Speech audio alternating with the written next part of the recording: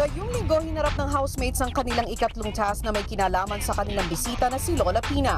Kinailangan nilang mapatawan ng gusto si Lola Pina at makalikom ng 88 minutes ng kanyang tawa upang mapagtagumpayan ang kanilang lucky task. Guys! Ay, ano siya? Hala, Lola. Hala, Lola! Ang dami yung ako. Lola! Ay, ka ba? Bakit? Ang baho mo! At dumating ang panahon na kailangan ng magpaalam kung saan naging emosyonal naman ang teen sa pag-alis ni Lola Pina sa loob ng bahay. Masaya ako at nakilala kita. Lagi mo at kaming pinapatawa. Naalala ko po yung lola ko sa iyo. Maraming salamat po kasi kahit wala na po siya sa tabi ko, at least po nandiyan ka para maalaala ko po yung lahat po na nagawa ko po sa kanya. Napamahala po kayo sa akin. I love you po. Sige, paiyakin niyo, nanay.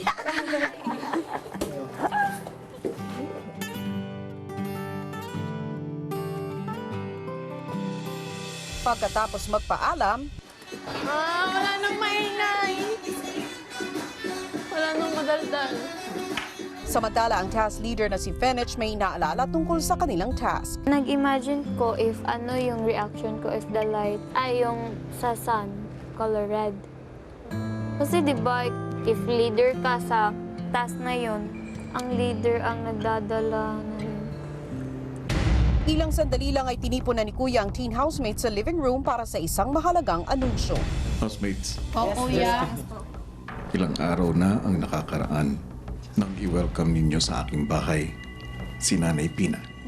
Totoong napasaya ninyo si Nanay Pina, pero ang tanong, umabot ba sa 88 minuto ang nakolekta ninyong pagtawa ni Nanay Pina?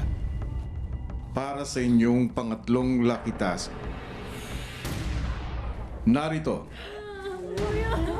ang resulta.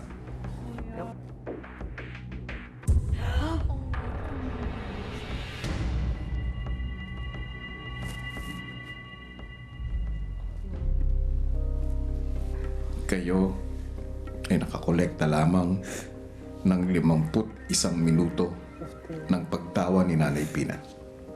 Sa pagkakataong ito, ikinalulungkot kong sabihin na hindi kayo nagwagi sa hamong ito. Ibig sabihin, wala kayong budget sa susunod na linggo.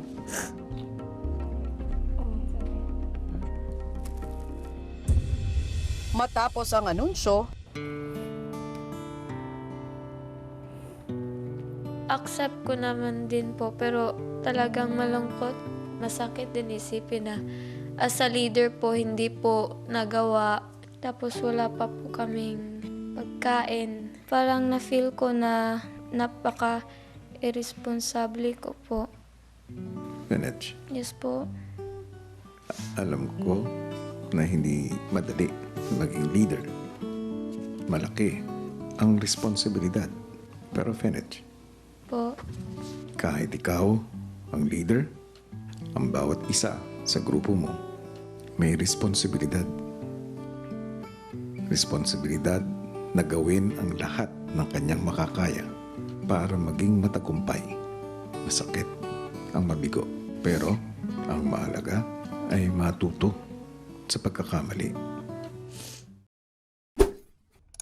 Hi mga kapamilya! Be updated with the Pinoy Big Brother housemates by clicking the subscribe button and watch all the latest videos by clicking the I button above.